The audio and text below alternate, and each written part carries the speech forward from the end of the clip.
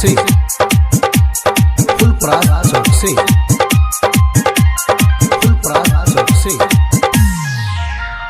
जैसा ससुरावा तब पूछा नहीं है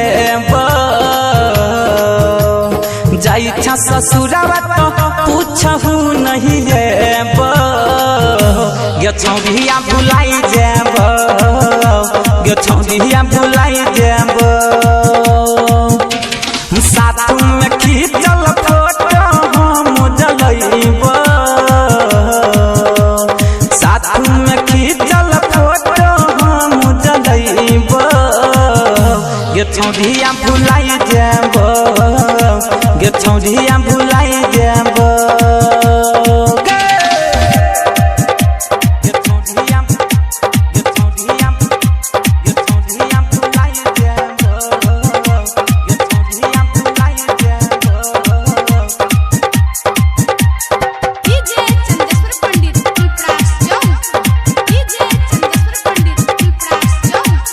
जहिया से शादी के काट तोहर छपल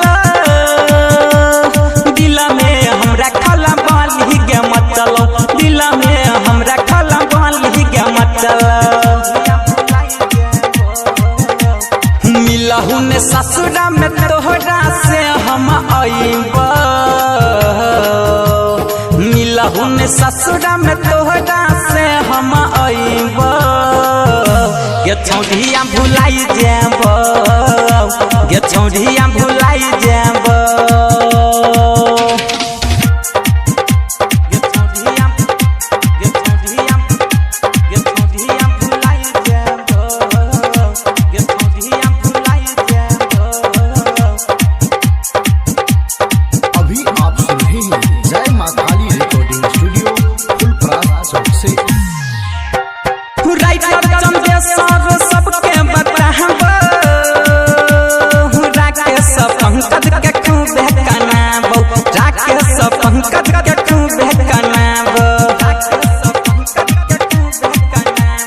रंजन राजेश के साथ हम लैब रंजन राजेश के साथ हम लैब गे छौरिया भुलाई जाब गे छौरिया भुलाई जाब। जय मां काली रिकॉर्डिंग स्टूडियो